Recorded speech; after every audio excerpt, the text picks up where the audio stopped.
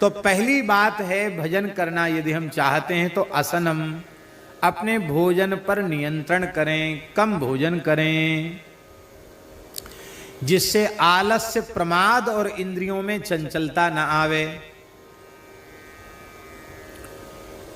धीरे धीरे भोजन को घटावें। रजोगुणी तमोगुणी लोगों का अन्न न खावें और बहुत कम बोलें। भोजन पर नियंत्रण और वाणी पर नियंत्रण। कम बोलें, सत्य बोलें, हितकारी बोलें और मधुर बोलें और कम बोलें। शयनम, निद्रा को धीरे धीरे कम करें। धीरे धीरे अपनी नींद को जीते हैं। मुर्दे के जैसे 8-8 घंटे तक पड़े रहना ये बहुत अच्छी बात नहीं। वैसे डॉक्टर तो वे तो सुप्रीम कोर्ट के जजों का इलाज करने वाली बहन जी बैठी हैं तो सोचती होंगी कि ये क्या महाराज बोलते चले जा रहे हैं। तो डॉक्टर तो कहते 6 घंटे 8 घंटे सो, लेकिन भैया ये डॉक्टर सामान्य लोगों से कहते हैं यदि ईमानदारी से कोई भजन करना चाहता है तो उसे बहुत अधिक निद्रा नहीं लेनी चाहिए।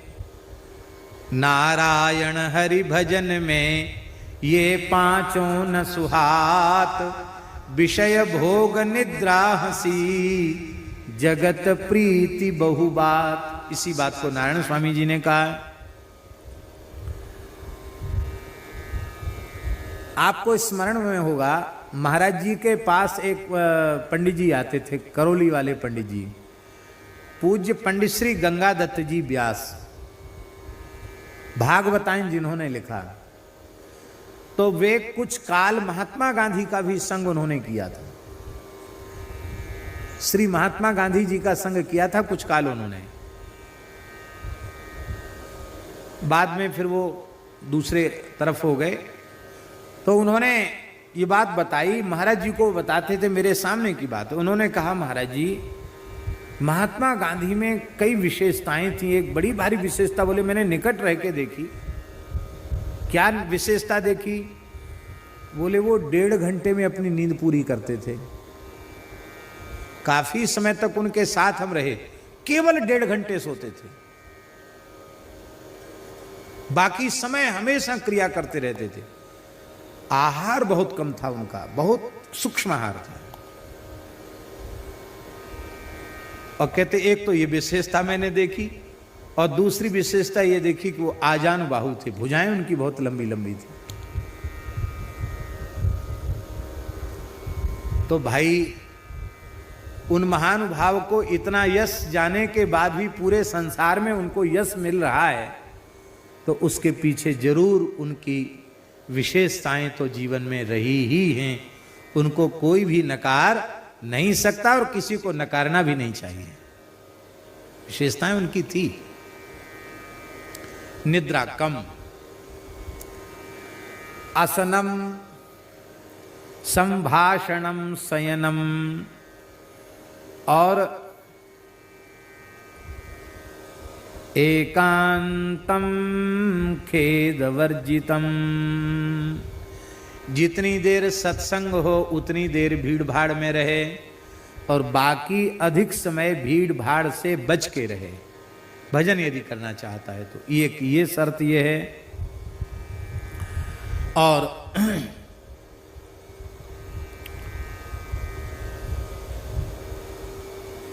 ऐसे स्थान में रहे जहां भजन में ज्यादा विक्षेप न हो और नाम का खूब प्रेम से उच्चारण करे। इस प्रकार से ये नाम के जप की विधि भगवान शिव ने पार्वती जी के माध्यम से सबको बताई है। संयमम सर्वदा धार्यम नैव त्याज्यम कदाचन। सदा संयम धारण करना चाहिए, संयम का त्याग नहीं करना चाहिए। क्यों? आप जितना संयम पूर्वक नाम जप करेंगे उतने जल्दी सच्चिदानंद स्वरूप श्री राम जी में आपका प्रेम बढ़ेगा। संयम सदाचार से शून्य होकर भजन करेंगे तो जो लाभ मिलना चाहिए उतने जल्दी लाभ की अनुभूति नहीं होगी।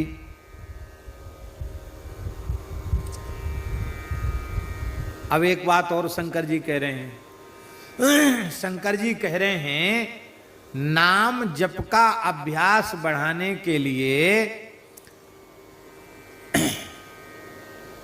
ऐसे ही ग्रंथों को पढ़ना चाहिए जिनमें नाम की महिमा का वर्णन हो, भजन की बात लिखी हो, नाम महिमा पुष्ट होवे, ऐसे ही ग्रंथों को पढ़ना चाहिए। ऐसी पुस्तकों को नहीं पढ़ना चाहिए कि नाम रूप सब बेकार है, सब मिथ्या है, क्या करोगे तुम तो खुद ही ब्रह्म हो, ध्यान किसका करोगे, भजन किसका करोगे। ऐसी चीजों को पढ़ोगे तो हो सकता रहा सा भजन भी चौपट हो जाए। इसलिए दास की विनम्र प्रार्थना है कि ज्यादा झमेले में मत पड़ो।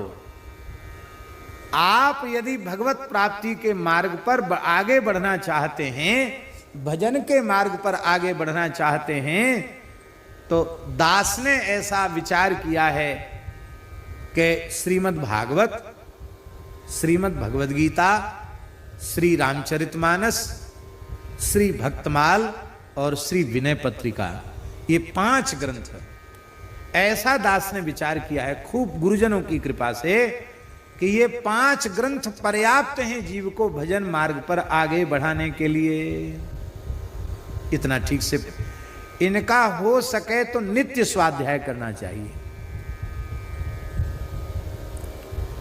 भागवत का कम से कम 1 अध्याय आप रोज पढ़िए। संस्कृत नहीं पढ़ सकते, गीता प्रेस से हिंदी संस्कृत अनुवाद प्रकाशित है, अनुवाद पढ़िए। संस्कृत बिल्कुल नहीं पढ़ सकते तो भागवत सुख सुधा सागर गीता प्रेस से प्रकाशित है, हिंदी में पूरा अनुवाद, ठीक अनुवाद है, 1 अध्याय पढ़िए। भक्तमाल में से किसी एक भक्त का चरित्र पढ़िए। गीता प्रेस से 1 खंड में बहुत सस्ते दाम में भक्तमाल भी प्रकाशित हो चुकी है। 1 भक्त का चरित्र पढ़ लीजिए, ज्यादा समय नहीं लगेगा। 1 अध्याय भागवत, 1 भक्तमाल में से किसी भक्त का चरित्र, कम से कम 5 दोहा रामचरितमानस,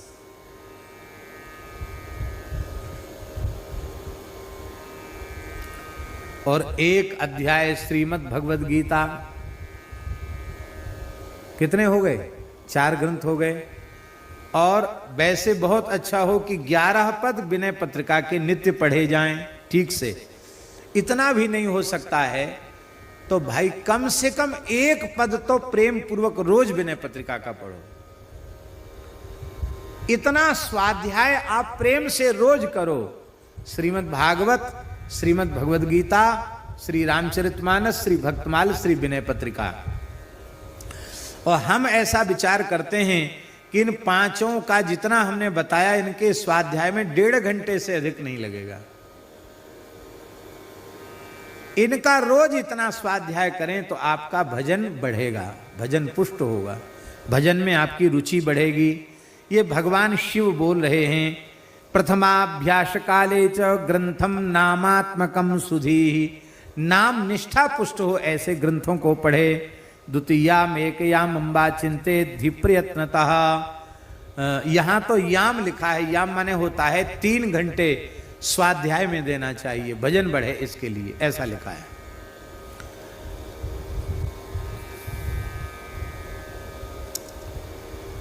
कहते कि जब हमसे बनने लग गया, जब हमारा शुरू हो गया, जब हमसे बनने लग गया, ये कैसे समझा जाए? माला तो रोज जप रहे हैं 25,000 50,000, लेकिन अब हमारा भजन बनने लग गया, ये हम कैसे समझें? तब तक भजन की कोशिश हो रही है, प्रयास हो रहा है, भजन बनना कब माना जाएगा? भगवान शिव कह रहे हैं पार्वती जी से, यदा नाम निलयम याति चित्तम क्लेश विवर्जितम तदा न चिंतयेत किंचिल्लब्ध्वा ह्यानंद मंदिरम। कहते हैं कि जब तक चित्त श्री राम नाम में, हरि नाम में, भगवान नाम में विलीन न होने लग जाए और नाम लेते लेते हृदय न भरावे, आंख न भरावे, कंठ न भरावे, और युगल सरकार श्री सीताराम जी, श्री श्यामा श्याम जी का मंगलमय स्वरूप जब तक हमारे ध्यान में न आने लग जाए, तब तक समझना कि अभी भजन शुरू नहीं हुआ, अभी भजन की कोशिश चल रही है, भजन का प्रयास चल रहा है। भजन तब समझना कि आज ठीक से माला फेरी गई जब ऐसी अवस्था हो जाए, नाम लेते ही हृदय भरावे, कंठ भरावे, शरीर में रोमांच हो जाए, हम आनंद से भर जाएं, भगवान का मधुर स्वरूप हमारे ध्यान में आ जाए और शरीर संसार की सुध बुध भूल जाए, समाप्त हो जाए, तो समझ लेना चाहिए कि आज भगवान की दया हो गई, आज एक माला बनी। और नहीं तो ठीक है, वो बेकार तो नहीं है, लेकिन फिर भी ऐसा भजन बने, ऐसी कोशिश करनी चाहिए, भगवान से प्रार्थना करनी चाहिए।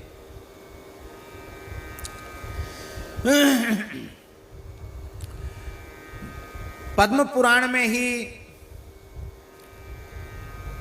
ब्रह्मा जी नारद जी से कह रहे हैं, अभी हम शिव पार्वती की बात कह रहे थे और अब हम ब्रह्मा जी और नारद जी की बात कह रहे हैं, बाप बेटा की बात। ब्रह्मा जी पिता हैं, नारद जी पुत्र हैं। ब्रह्मा जी कहते हैं, बेटा नारद, परम पवित्र भारतवर्ष की धरती पर जन्म लेने के बाद भी जो भगवान के मधुराति मधुर पवित्र नाम का स्मरण नहीं करते हैं, वो निश्चित ही नरक में पड़ते हैं, इसमें कोई संदेह नहीं है। क्योंकि चिंतामणि समम कायम लब्ध्वा वै भारते मलम संस्मरेन्न परम नामो मोहात् सपतिति ध्रुवम मानुषम दुर्लभम प्राप्य सुरैरपि समर्चितम जप्तव्यम सावधानेन राम नामाखिलेष्टिदम। देव दुर्लभ, देव पूजत मानव शरीर प्राप्त करके अत्यंत आदर पूर्वक, अत्यंत सावधानी पूर्वक भगवान के नाम का जप करना चाहिए।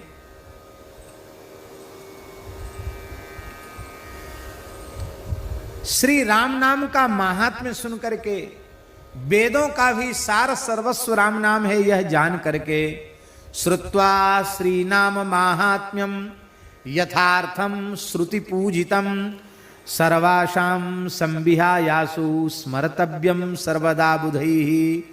सारी आशाओं को छोड़ करके बुधों को प्रेम पूर्वक स्मरण करना चाहिए।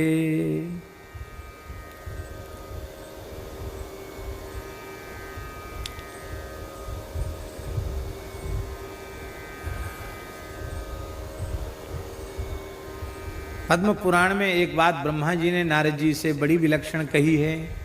वे कहते हैं, भगवान के समस्त नाम श्री राम नाम से ही प्रकट हैं। इसलिए तो मानस जी में गोस्वामी जी ने इसी भाव को, विष्णु नारायण आदीनि नामानि चामि चामितान्यपि तानि सर्वाणि देवर्षे जातानि राम नामतः, इसी बात को गोस्वामी जी ने अपने शब्दों में कहा है। राम सकल नामन ते अधिका होहु नाथ अघ खग गण बधिका। राम सकल नामन ते अधिका। इसलिए हे नारद, मैं तुमसे अत्यंत रहस्य की बात बतला रहा हूं। शृणु नारद सत्यत्वम गुह्यात् गुह्यतमं मतम राम नाम सकृत जप्त्वा याति रामास्पदम नरम। सकृत जप्त्वा, एक बार प्रेम से श्री राम नाम का जप कर ले तो भगवान के धाम की प्राप्ति का अधिकारी हो जाता है। आप लोग कहेंगे कि झूठ बोलने का ठेका आप नहीं ले रखा है क्या? अरे भैया, ऐसा कौन होएगो भारतवर्ष में जन्म लेवे बारो जाके मोड़े ते एक बार राम नाम ना निकले होए। हमने देखा ब्रजवासियों को गांव में, महात्मा मिलेंगे तो कहेंगे बाबा जय श्री कृष्ण, जय श्री राधे, अथवा राधे श्याम, राधे राधे कहेंगे। और आपस में मिलेंगे तो क्या कहेंगे? भैया राम राम, काका राम राम, दादा राम राम, लाला राम राम, कहेंगे कि नहीं?